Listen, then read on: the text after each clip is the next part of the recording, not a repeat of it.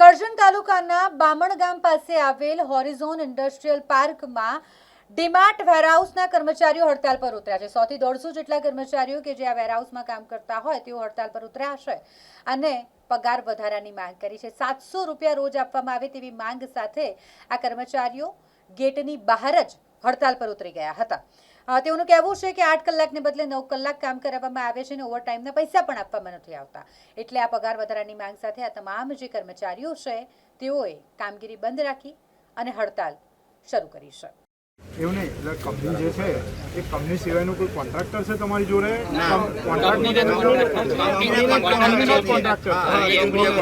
શું નામ એનું કઈ? બધા એમને અલગ અલગ છે। તમારે જે તમને જ ખાલી બળ કરે, બીજા કોઈને નહીં।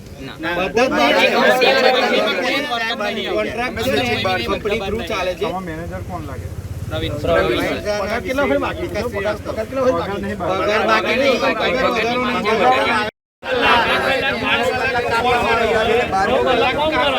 અને પ્લસ ઓવર ટાઈમ કરાવજો, ઓવર ટાઈમ ને 1 રૂપિયા અને 2 કલાક બી રોકાણું, 3 કલાક બી રોકાણું, કોઈ નક્કી નહીં।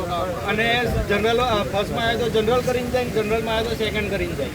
અમારે તો અમે તો 3P માં છે બરાબર, પણ પેરોલમાં છે ને એમને બી તો ડબલ શિફ્ટ કરાવે છે। એ તો પેરોલમાં તે નહીં બોલે, પણ અમે બધા બોલીએ છીએ।